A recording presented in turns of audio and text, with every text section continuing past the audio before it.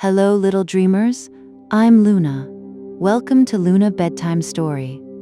If you'd like a new bedtime story waiting for you every week, don't forget to subscribe and join our cozy little family. Now, get comfortable. Snuggle into your favorite blanket. Let your shoulders relax. Close your eyes. Let's begin our story. The Murder Who Solved His Own Murder. Part 4. The Author as Suspect. Chapter 26. The Woman Beneath the Ice Darkness transformed Greywater Hall into a maze. Mara stood at the bottom of the cellar stairs with her pistol raised. Cross remained beside her, nursing his injured shoulder. Leo waited behind them, blood drying above his eyebrow. From hidden speakers, Alice Frost whispered, "The murderer wrote the ending." Then the generator stopped. The screens died.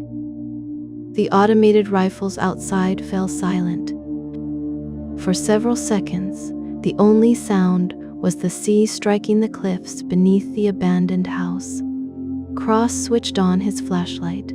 The narrow beam found the staircase. "Alice has Celia and Mrs. Bell," he said. "If Alice wanted them dead, she would have killed them already. Then what does she want? An audience." Mara started upward. They emerged into a corridor lined with ruined portraits.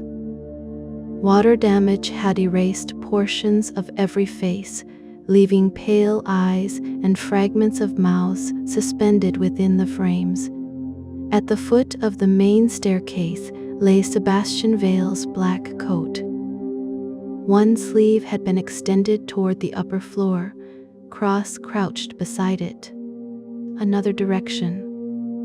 "Another instruction," Mara said. "Do we follow it? No, because Alice expects us to. Because Sebastian trained everyone in this house to follow coats instead of faces." Mara pointed toward a narrow servants' passage leading west. They entered it. The passage ended behind the ballroom. Music played faintly beyond the wall. A piano. The melody was slow, halting, and familiar. Sebastian had used it in The Girl Beneath the Ice. In the novel, the murderer played the tune while the victim froze to death. Mara opened the concealed door. Candles illuminated the ballroom. Celia Ward sat at a grand piano. Her hands moved stiffly over the keys. A wire ran from beneath the instrument to a metal device fixed against the wall. Mrs. Bell sat in a chair at the center of the room. Her side had been bandaged, but blood had soaked through the cloth. A cord bound her wrists. Alice Frost stood behind her. She was 59, thin, and dressed in a white coat resembling the one she wore on the night she disappeared. Her blonde hair had faded almost entirely to silver. She held a pistol. Her other hand rested on Mrs. Bell's shoulder. Mara stopped inside the doorway. "Alice." The woman smiled. For one moment, Mara saw the 19-year-old from the old Greywater photograph. "You remembered my voice," Alice said. "I remembered Sebastian's name." That was all I could say. The cold had taken everything else. Let them go. When the music stops, the fuel beneath this room ignites. Celia continued playing. Each note trembled beneath her fingers. "How long?" Mara asked. "Until the end of the piece. You expect us to listen?" "I waited beneath the ice for 23 hours. You can listen for 3 minutes." Cross moved slightly toward the wall. Alice aimed at him. "Move again," and Celia stops playing. Cross became still. Mara studied the device beside the piano. The visible wire connected to a pressure switch beneath the sustain pedal. If Celia lifted her foot, the circuit would close. "You killed Sebastian," Mara said. "Yes. Orla strangled him first. Orla obeyed him first. Did you order her to do it?" "No." "Did you know he had invited her to Ravenscourt?" "Yes." "How?" "He told me." Mara glanced at Mrs. Bell. The housekeeper's skin had become gray. She needed a hospital. "Sebastian wanted you to enter after Orla left. He wanted me to finish what she began. You were his second murderer." Alice considered the phrase. "Yes." "Why?" "Because he asked me." The answer matched Orla's confession. Sebastian had placed the cord in Orla's hands. He had made her believe he was dying and threatened to expose every crime she had committed. When she left, Alice entered. He had created 2 murderers for 1 death. "What did he promise you?" Mara asked. Alice looked at Leo. "The truth about my child." Leo stiffened. "You mean Orla?" Mara said. Alice shook her head. "Orla is not my daughter. You gave birth above the boathouse." "Yes." "Daniel Mercer carried the infant away." "Yes." "Then who was the child?" Alice's gaze did not leave Leo. "My child was a boy." Leo took 1 step backward. "No. Sebastian told Daniel you were a girl. He wrapped you in a blanket and sent you away. Sebastian said Silas was 7 years old. Silas was 7. He was not my child. Then who am I?" Alice's expression softened. "My son." Leo stared at her. "And Sebastian was my father?" "No." The piano continued. Alice looked toward Cross. "Peter was." Cross went still. "My father? He loved me before he learned what love cost." Leo looked between them. "Then Elias and I are brothers." "Half-brothers," Alice said. Cross's flashlight lowered. "Peter knew?" "He delivered Leo himself." "Why did Daniel carry him away?" "Because Peter had to stop Gabriel." Mara saw the night forming at last. Alice had given birth above the boathouse. Silas, a child Gabriel controlled, tried to help her escape. Peter Cross arrived to take Alice and the newborn away. Daniel Mercer waited with the car. Gabriel discovered them.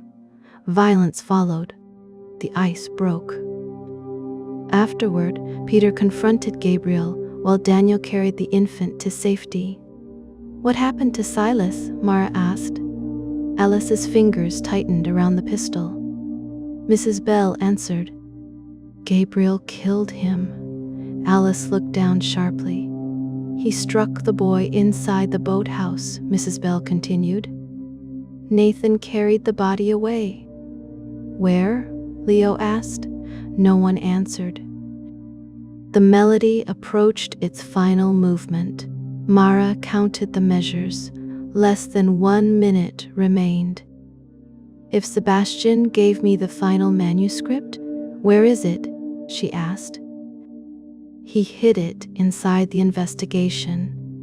"That is not an answer." "It is the only answer I have." "Someone has been adding chapters since his death." "Not me." "Orla?" "She changed some passages." "Not all of them." "Who else had access?" Alice glanced at Celia. The pianist missed a note. Alice raised the pistol. Celia recovered and continued. "She edited Sebastian's visible manuscripts for 30 years, Alice said. Celia's fingers moved faster. "The encrypted sections were different. You knew about them." "I knew they existed." "Did Sebastian tell you how to open them?" "No." Alice laughed softly. You always were his most faithful liar. Celia struck the final chord. Nothing happened. No explosion, no fire, no fire, no falling shutters.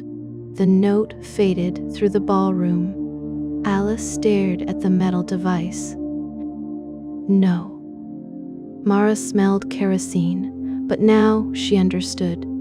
The scent was strongest near the door because the container had been left there for them to find. The visible wires led nowhere. The entire mechanism was theater. You did not build this, Mara said. Alice raised her weapon toward the ceiling. Sebastian did. No, someone told you he did. The hidden speakers crackled.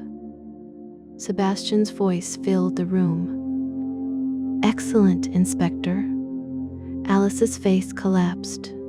You said the house would burn. The recording continued as if it had heard her. If Alice followed my instructions, she has brought Celia and Eleanor to the ballroom. She believes the final note will destroy Greywater. Mara felt the familiar chill. Sebastian had not heard Alice. He had predicted her response. The device is harmless, he said. Its purpose was never to kill them. I needed Alice to confess in front of witnesses. Alice sank to her knees. You promised. I promised the truth would survive me. You promised to protect Leo. I did. You protected no one. The recording ended. Silence returned to the ballroom. Celia rose from the piano. Mara approached Alice. You are under arrest for Sebastian Vale's murder. Alice looked up. No. You tightened a wire around his throat. Yes. You ended his life. He was already dying. You could have called for help. He disabled the telephones. He locked the passage. He destroyed the antidote. You still chose. I chose to stop his suffering. You chose the ending he wrote for you. That silenced her. Mara took the pistol from Alice's hand. Mrs. Thess. Belle watched Alice with tears in her eyes. He made murder feel like mercy, the housekeeper whispered. Mara placed Alice in handcuffs. No, she said. He made obedience feel like choice. Chapter 27. The Body Called Alice. The remains buried under Alice Frost's name were exhumed the following morning. Modern testing established that the dead woman was not Alice. She had been approximately 25 years old and had given birth at least once. A fracture at the base of her skull indicated she had been attacked before entering the lake. Dr. Amara Shaw stood behind the glass of the pathology laboratory. Could she have remained alive beneath the ice? Mara asked. Possibly, but not for the 23 hours Mrs. Bell described. Not with this injury. So the tapping came from the real Alice. If Alice's account is accurate, was this woman dressed before she entered the water? Yes. The clothing matches the original recovery photographs. White coat, blue dress, silver ring. All belonging to Alice Frost. According to the evidence inventory, someone deliberately substituted her. That is the reasonable interpretation. Can you identify her? Not yet. Mara looked at the remains. One dead woman had been given the identity of another. Her death certificate had allowed Alice Frost to vanish. Was the body frozen immediately after death? Dr. Shaw examined her notes. There are irregularities in the tissue deterioration that may suggest cold storage before immersion, but I cannot establish a precise interval, meaning the substitution might have occurred after the search began. It might. Sebastian had 3 days. Dr. Forrest in the chair. Shah removed her gloves. You continue speaking as if he performed every act himself. He rarely did. Then who helped him? Nathan certified the body. Peter controlled the first investigation. Mrs. This is in. Belle changed her statement. Daniel removed a child. Rebecca and Julian lied about who wore Sebastian's coat. Celia suppressed questions about Alice's pregnancy, and Sebastian made their lies into a novel. Yes, there is something else. Mara looked at her. We completed the testing on Sebastian's second injection site. The puncture at the back of his head? Yes. Atropine was administered before his death. For what purpose? In sufficient quantities, it can cause confusion, agitation, arrhythmia, and other severe effects. And the injection behind his ear? Physostigmine. An antidote. It can reverse some effects of atropine. So someone poisoned him, then temporarily brought him back. That is one interpretation. Could he administer either injection himself? The site behind his ear, perhaps. The site at the back of the skull would have been difficult. Mara thought of the sequence. Atropine, physostigmine, aconitine, Orla's cord, Alice's wire. Did strangulation kill him? It contributed. That is not the same answer you gave before. Because I did not have the full toxicology results before. What was the final cause? Cardiac arrest caused by a combination of poisoning, hypoxia, and electrical interference with an implanted cardiac device. Mara turned. Sebastian had a pacemaker, an implantable cardioverter defibrillator. It was inserted under a private medical record not linked to his usual identity. Could it be remotely controlled? Settings can be adjusted with specialized equipment. Could someone disable it? In principle, yes. Would that kill him immediately? Not necessarily. His heart was already unstable. In his condition, disabling the device could have prevented it from correcting a fatal rhythm. Mara looked through the glass. Orla believed the cord killed Sebastian. Alice believed the wire killed him. Neither knew about the third cause. A person had switched off the device, keeping his heart alive. 3 murderers, Mara said. Dr. Shah shook her head. 1 dead man. The legal responsibility is for you to determine. Mara's phone rang. Forensic document specialists had recovered impressions from the pages removed from Sebastian's black notebook. Only 3 lines were clear. Orla will believe she poisoned me. Alice will believe she strangled me. Neither will know about the third death. Beneath them, 1 more partial sentence had been recovered. The detective will carry the final weapon. Chapter 28, 6 clocks. Ravenscourt contained 63 clocks. Sebastian collected them from antique shops, auctions, and readers who believed a crime novelist should own objects that ticked ominously in empty rooms. On the night he died, 6 stopped. The entrance clock stopped at 11,044. The study clock stopped at 11,049. The kitchen clock stopped at 11,052. The chapel clock stopped at 11,058. The tower clock stopped at midnight. A carriage clock in Rebecca's bedroom stopped at 12,007. Each time corresponded to an event. At 11,044, Orla entered the study. At 11,049, she tightened the cord. At 11,052, the silent call reached Nathan. At 11,508, Alice entered through the passage. At midnight, Ravenscourt lost power. At 12,007, a figure wearing Sebastian's coat crossed the courtyard. Technicians discovered a radio receiver inside each clock.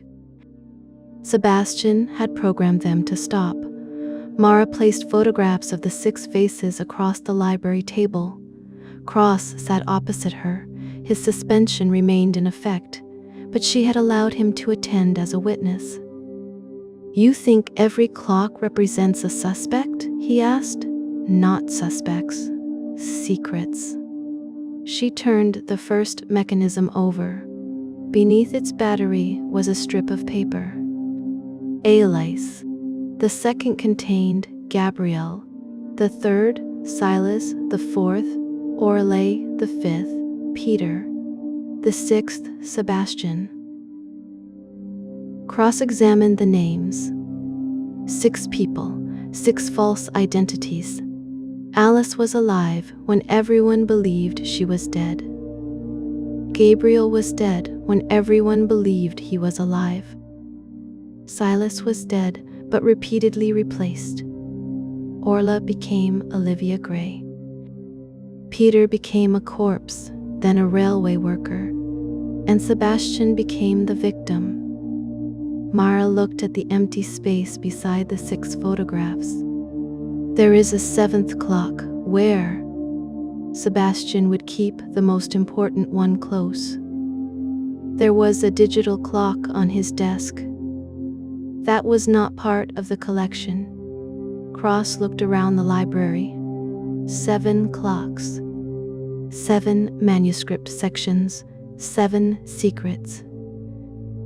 The 7th magpie. 1 for sorrow, Cross said. 2 for joy. 3 for a girl. 4 for a boy. 5 for silver. 6 for gold. 7 for a secret never to be told. A clock chimed in the east wing, 1 note, then another, 7 in total.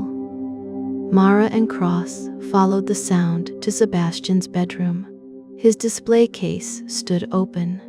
Behind a framed photograph, the wall contained a narrow compartment. Inside sat a small black clock with no numbers. 7 ravens circled its face. When the final note sounded, the 7th raven opened. A folded strip of paper emerged. Mara expected her own name. Instead, it read, Elias Cross. She looked toward him. Cross had not entered the bedroom. The corridor outside was empty. His visitor identification lay on the floor. Beside it was a smear of blood. A note had been placed beneath the card. My father knows who killed Sebastian for the 3rd time. Chapter 29. Platform 9. Cross left Ravenscourt in a blue sedan driven by an unidentified man. The passenger door opened before he reached it. He entered voluntarily. A search of Cross's apartment uncovered 3 cassette tapes, a railway uniform button, and letters from Sebastian. The latest had been written 1 week before the murder. Elias, meet me at the chapel at 11,020 on Thursday. Bring the photograph from platform 9. Your father will come for it. If I am dead when he arrives, follow him. Do not arrest him. He carries the 7th chapter. Sebastian Cross had followed another instruction from the dead author. Traffic cameras lost the sedan near the old coastal railway. Platform 9 belonged to a station abandoned after a landslide cut the line from the cliffs. Its rusting track ended above the sea. Mara entered the tunnel alone. Armed officers waited near the road. Peter had survived by anticipating police actions. A visible assault would drive him deeper underground or force him to harm Cross. A lamp burned at the far end of the platform. Peter Cross sat on a bench in an old railway uniform. Elias stood beside him. His hands were free. "You came," Peter said. "You expected me. Sebastian expected you." I learned to respect his confidence. Mara stopped 10 meters away. "Cross, move away from him. I am not a hostage. You disappeared from a murder investigation. I needed him to talk." "Did he?" Peter smiled. "I always liked her. You never met me," Mara said. "I saw you at Greywater. You arrived with my father?" "Yes. What did Daniel carry?" "Alice's child." "Leo?" "Yes." Cross looked at Peter. "Was he your son?" "Yes." "And Orla?" Peter's face hardened. "No." "Whose child was she?" Mara asked. "Celia's." Mara saw the deception clearly. Celia had given birth at 17. Her father told her the child died. Years later, he claimed Silas was her surviving son. He used a false son to control her while hiding her real daughter. "Why did Gabriel keep Orla?" Mara asked. "Ownership?"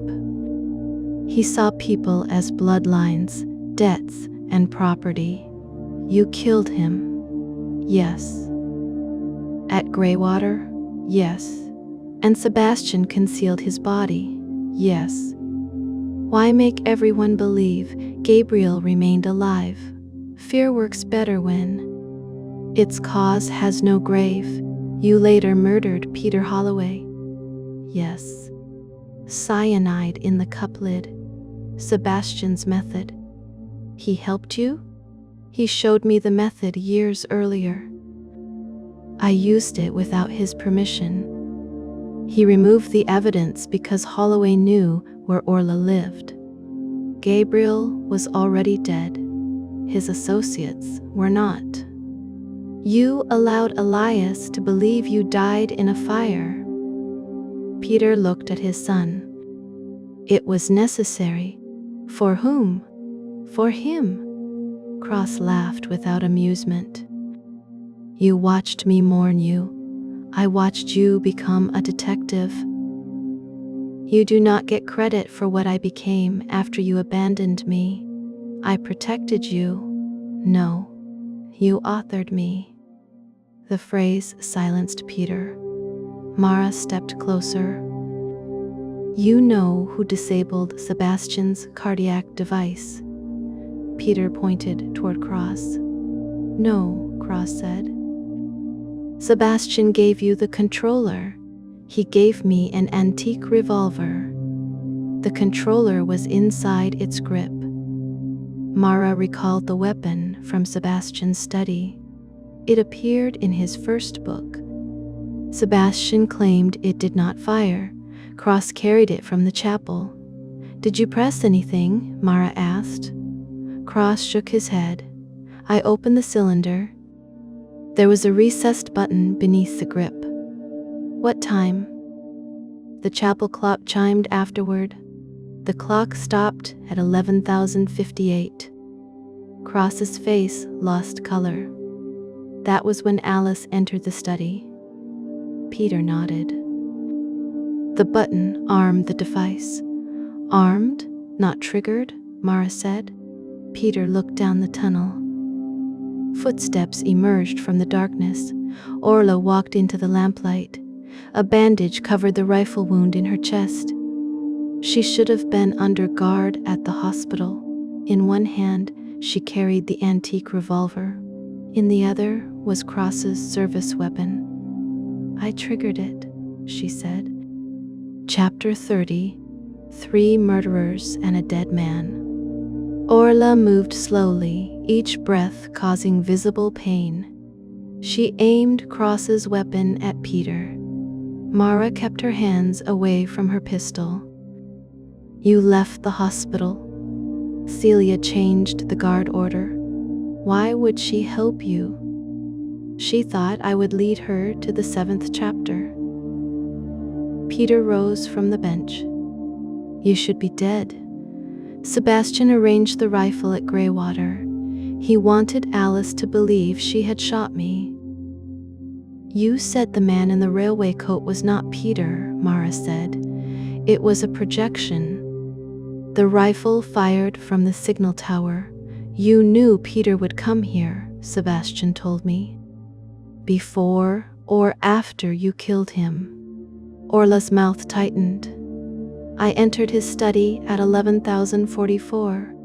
He had already taken the aconitine. He placed the cord in my hands.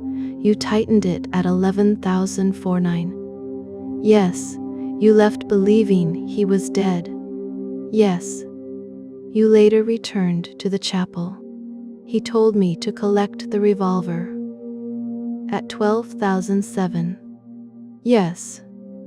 What did you do?" "I pressed the button beneath the grip." "Why?" "He said it would erase the study recordings." "Did you believe him?" "I wanted to."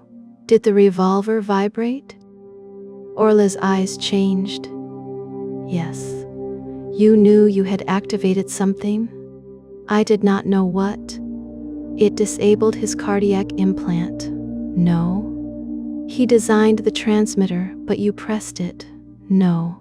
"You killed him for the 3rd time." Orla aimed the weapon at Mara. "Sebastian killed himself through me." Peter laughed. "You sound like him." Orla turned the gun toward him. "Stop. You killed Daniel Mercer because Sebastian told you a loosened jack would frighten him. He said Daniel would not be under the van. You delivered the letter that killed Samuel Reed. I did not know what it contained. You led Holloway to platform 9. I did not know you were waiting." Peter's voice became hard. "You never knew. You obeyed him one instruction at a time and learned the victims' names afterward." "Stop. He made you into a weapon that believed it was a daughter." Orla fired. Mara struck her wrist. The bullet shattered the station clock. Glass rained over the platform. Cross pulled Peter behind the bench. Orla turned the weapon toward Mara. Mara did not draw. "If you shoot me, Sebastian wins. He is dead. He arranged for all 4 of us to be here." "Why?" "For the 7th chapter." Peter looked at the antique revolver. Orla followed his gaze. 7 ravens had been engraved around its grip. The missing clock was not a clock, it was the gun. Orla opened its handle. Beside the transmitter was a narrow roll of microfilm. Peter drew a small pistol from inside his coat. Cross stepped between him and Orla. "Put it down. Move, Elias." "No. She cannot leave with that evidence. Neither can you. Everything I did was to keep you alive." Cross looked at him. "No. Everything you did was to make your survival more important than everyone else's. You are my son. That is a fact. It is not forgiveness." Orla reached for the microfilm. Peter fired. Cross pushed her aside. The bullet struck him below the ribs. Mara fired once. Peter fell against the bench. His pistol slid across the platform and disappeared over the edge. For 1 second, no one moved. Then Mara dropped beside Cross. Blood spread across his shirt. Stay with me." He attempted a smile. "The surgeon is going to become unbearable." Mara pressed both hands against the wound. "Medical team, move in." Orla stood frozen. "Now." She took out a phone. Peter lay beside the track, breathing in short gasps. "I protected you," he whispered. Cross closed his eyes. "You protected the version of yourself you wanted me to believe." Peter stared at him. Then his head fell back. The shattered station clock continued ticking. Inside the revolver grip, the 7th chapter waited. Proof that before Sebastian Vale became the victim, he had been a murderer. Chapter 30. 1. Sebastian's first murder. Cross survived surgery. Peter did not. The microfilm contained photographs taken near Greywater Lake 24 years earlier. In one, Sebastian stood beside a car. A young woman lay unconscious inside. In the next, he carried her toward the lake. The woman was Alice Morrow, a nurse from St. Agatha's Convent, and the wife of Charles Morrow, the actor later paid to impersonate Gabriel Frost. Peter had photographed Sebastian disposing of her body. There was also a letter. Mara read it in the hospital waiting room. "My first murder was not planned. That is the lie murderers tell when they hope to separate themselves from what they have done. Alice Morrow discovered that I had removed Orla from St. Agatha's. She intended to contact the police. I followed her to Greywater. We argued inside her car. I struck her. When she did not wake, I believed she was dead. She was not. I placed her beneath the ice while she was alive. Hours later, I heard another person beneath the same lake, Alice Frost. I pulled her out." 1. Alice died because of me. 1. Alice lived because of me. I spent 24 years pretending the second act redeemed the first. It did not. Every murderer I created was myself wearing a different coat. Mara lowered the page. Every witness had identified people by clothing. Julian saw Sebastian's coat at Greywater. Rebecca identified Leo's coat in the courtyard. Cross recognized Peter's railway uniform. The murderer in Sebastian's first novels changed names, faces, and methods, yet remained the same person beneath the disguise. Sebastian. The letter continued. Orla believes I rescued her. Alice believes I saved her. Leo believes I gave him an identity. Elias believes I protected his father. They are all wrong. I preserved them because each carried part of my original crime. I did not protect people. I maintained the story. Mara felt something colder than anger. Sebastian's love had always been possession. He kept survivors alive because they were characters in the fiction through which he justified himself. When Daniel Mercer decided to tell his daughter, I arranged his death. When Holloway discovered the payments to St. Orson's, I gave Peter the method that killed him. When Samuel Reed threatened to confess, I sent him the photograph that drove him to suicide. I did not perform those acts with my own hands. I told myself this meant I was not a murderer. I was wrong. The final section was addressed to Mara. You will want to arrest Orla and Alice because the law has names for what they did. You will want to forgive them because I placed the weapons in their hands. Do neither too quickly. If I have succeeded, each participant will confess. If I have failed, another author will finish this manuscript and transform me into its victim. Do not allow that. I was never the victim. I was the crime scene. Mara read the last sentence again. Sebastian's puzzle had exposed his killers. It had also exposed Sebastian. Yet one question remained. Why conceal his confession until the fourth movement of the investigation?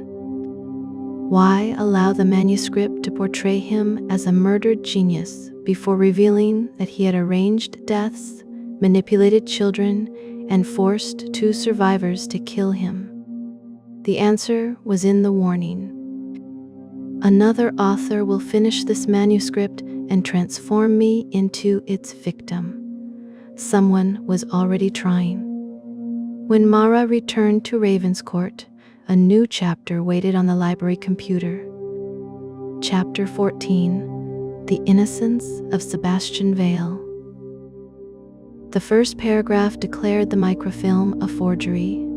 The second accused Peter Cross of murdering Alice Morrow. The third claimed Sebastian had made a false confession to protect Orla. The chapter was not designed to find the truth. It was designed to rescue Sebastian's reputation. A cursor blinked at the bottom of the document. Someone was connected to the file. Mara typed, "You made one mistake." A response appeared. Only one? Sebastian did not want to be remembered as innocent. The reply came quickly. Every murderer wants innocence. Mara typed, Sebastian wanted authorship. A pause. What is the difference? An innocent man would not hide proof of his own first murder. No response. Mara continued. You removed pages from his notebook. You altered the later chapters. You used my credentials. You sent us toward Peter, Orla, and Alice. The cursor moved. They are murderers. So was Sebastian. The photographs are forgeries. Mara looked toward the camera above the library door. The second author was watching her. She typed, I never said they were photographs. The connection terminated. Across the room, Leo stepped from the shadows. His face was bruised, his hands were empty. You should be at the hospital, Mara said. So should you. Did you access the manuscript? No. You helped Sebastian construct it. I edited the ordinary chapters. Who created the encrypted passages? Sebastian hired a software company. Who had access to its administrative system? Sebastian. And? Leo hesitated. Celia. Chapter 32, The Publisher's Ending. Celia Ward had disappeared from protective custody. Mrs. Bell reported that Celia left Greywater during the confusion after Peter's attack. She stole an officer's radio and heard the location of Platform 9. She never arrived there. Her London publishing office had been emptied during the night. Accounts connected to Sebastian's final novel transferred millions into an offshore trust several hours before his death. The beneficiary was Celia. Under Sebastian's contract, his publisher gained full rights if he delivered a complete manuscript before midnight. At 11,043, Sebastian's computer sent encrypted copies to several locations. One reached Celia's private server. The manuscript had been delivered. Sebastian's death made it priceless. Mara searched Celia's room at Ravenscourt again. Behind a framed photograph of Celia and Alice as teenagers, she found a letter from Sebastian. Celia, you will be tempted to improve the ending. Do not. You have spent 30 years turning my confessions into entertainment. This time, publish the truth exactly as I wrote it. If you change one word, Mara Venn will know. She understands that authorship is motive.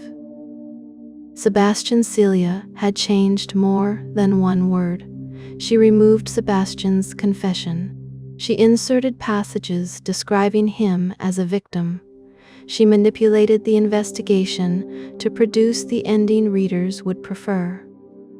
A murdered genius, a lost child, a woman rescued from beneath the ice, a dead author trapping his killer from beyond the grave. The truth was uglier. Sebastian murdered Alice Morrow, hid Alice Frost, manipulated Orla and Leo, enabled Peter, arranged Daniel Mercer's death, and forced 2 damaged women to participate in his suicide. Celia could not publish that version without destroying Sebastian's reputation. She could not publish it without destroying her own.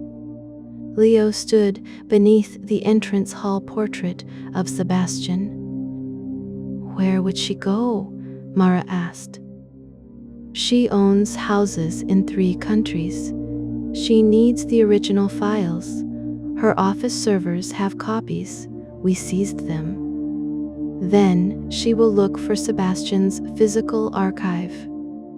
Where? Leo glanced toward the tower. He once said, a good publisher always knows where the bodies are buried. Mara thought of Gabriel's hidden grave, the chapel. They entered the passage through the burned study. Halfway between the tower and the chapel, Mara saw scratches in the stone wall. One section of mortar was newer than the rest. Officers removed the block. Behind it was a waterproof archive box. Inside were 7 first editions, 7 recording drives, and a printed manuscript. Its cover read, "The Murder Who Solved His Own. Murder Final Author's Copy." The manuscript ended at chapter 36. Mara opened the last chapter. The first line read, Chief Inspector Venn arrests the publisher at the grave of the man who never existed. A gun clicked behind her.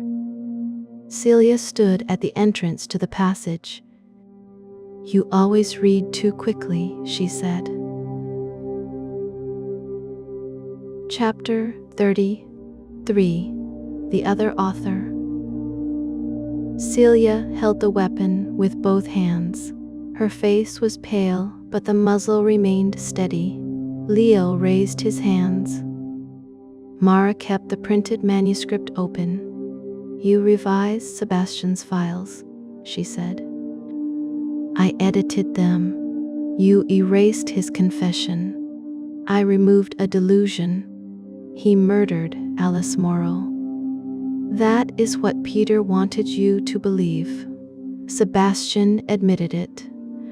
Sebastian confessed to every death that fascinated. Guilt was his favorite form of vanity. You used my credentials. Yes. You arranged Leo's false transfer. Yes. You released Mrs. Bell. Yes. You sent us to St. Nas to Saint us. Orisons. Yes. You activated the weapons at Greywater.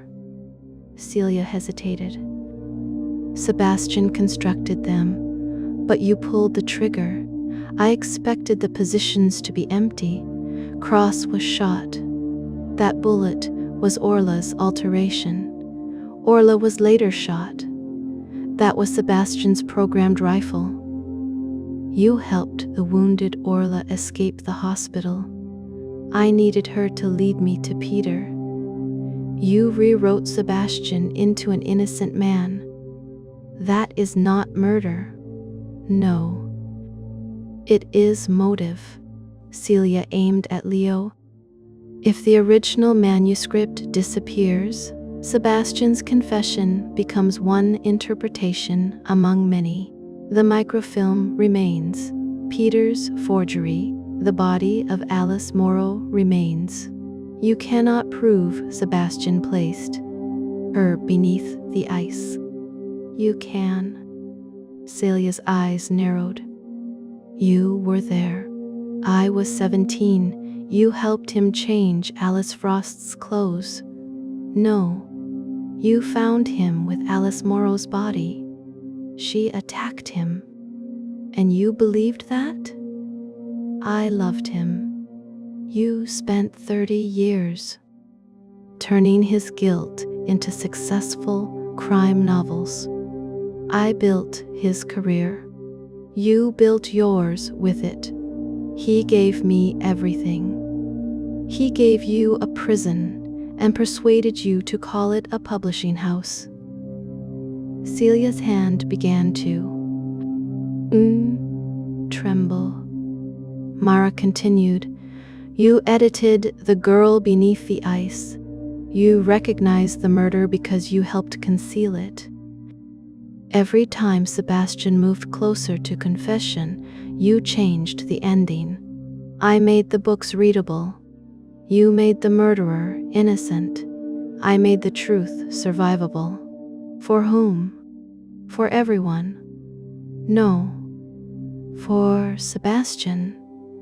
Celia looked toward the manuscript.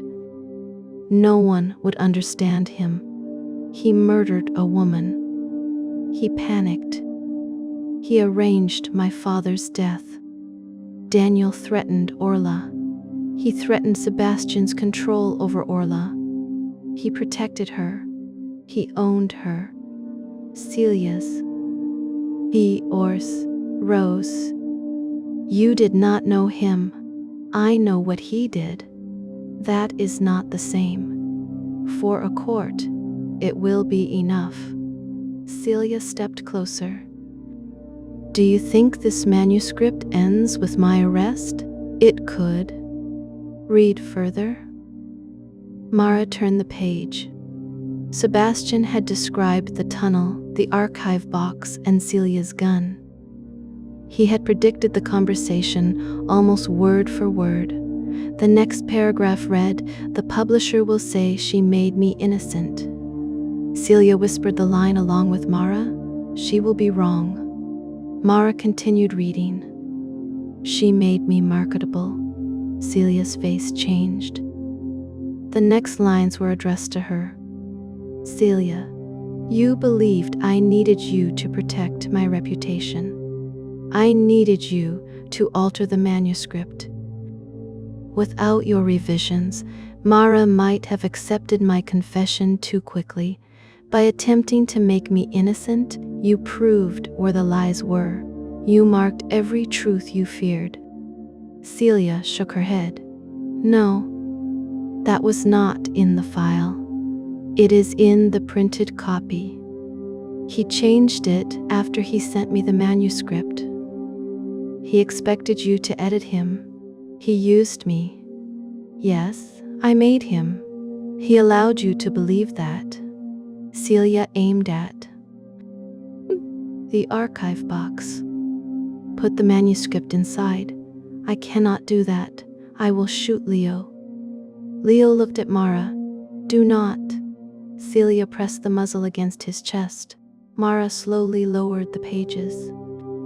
Sebastian wanted you to destroy this copy, she said. No. He placed it where only you would search. No. He predicted you would bring a gun. Stop.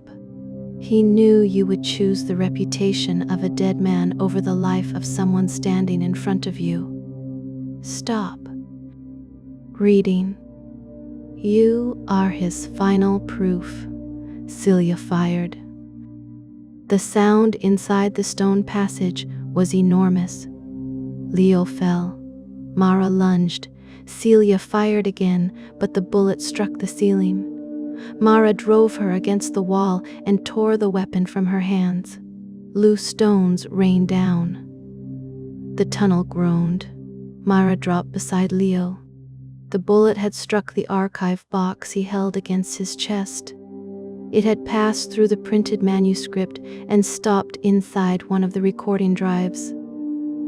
Leo stared at the torn papers. "He saved me." "No," Mara said. She checked his chest. "No wound. You saved yourself." A crack opened across the passage ceiling.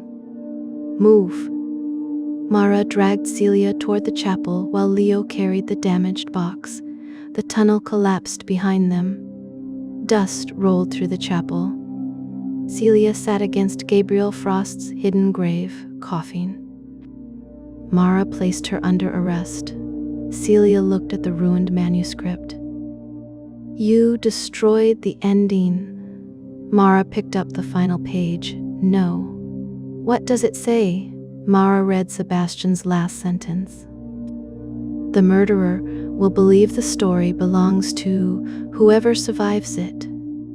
Beneath it, in different handwriting, someone had added, "The murderer is wrong." Mara looked at Celia. "Who wrote that?" Celia's expression emptied. "I did not." Leo took the page. "This is not Sebastian's handwriting." "Or Celia's," Mara said. "Or Alice's. Or Orla's." From beneath Gabriel's grave came a faint electronic chime. A recording device had activated when the tunnel collapsed. Sebastian's voice filled the chapel. "There is one author left." Celia closed her eyes. The recording continued. "The person who wrote the added sentence knows why Alice Morrow went to Greywater. They know what she carried in her car. They know why I struck her." Mara looked toward the sealed grave. "The original crime did not begin with Sebastian," Leo said. "No." Sebastian spoke again. "Alice Morrow came to sell me a manuscript." Mara became still. "It was not hers. She stole it from St. Agatha's. It contained a detailed account of the Frost family, the hidden children, and Gabriel's crimes." A pause. "I killed her for that manuscript." Celia looked up sharply. Sebastian continued, "But when I searched her car, it was gone." Mara understood. Sebastian's first successful novel had not been inspired only by Greywater. It had been based on a manuscript someone else wrote before Alice Morrow died. Sebastian had stolen an entire life and transformed it into fiction. They have now returned to finish it. A printer began operating in the chapel's abandoned vestry. Mara entered with her weapon drawn. An old machine stood alone on a table. One page emerged. Then another. Fresh ink covered both. The first page was a title sheet, "The Murderer Who Solved His Own Murder." Beneath it, Part 5, the unwritten chapter. The second page contained a message. "Sebastian Vale did not know who wrote the first manuscript, but I know who stole it. Ask Mara Venn what her father kept inside the tartan blanket." Mara stared at the sentence. Daniel Mercer's letter claimed the blanket contained a child, but when the forensic laboratory tested it, the blood did not belong to Leo. It belonged to an adult woman, Alice Morrow.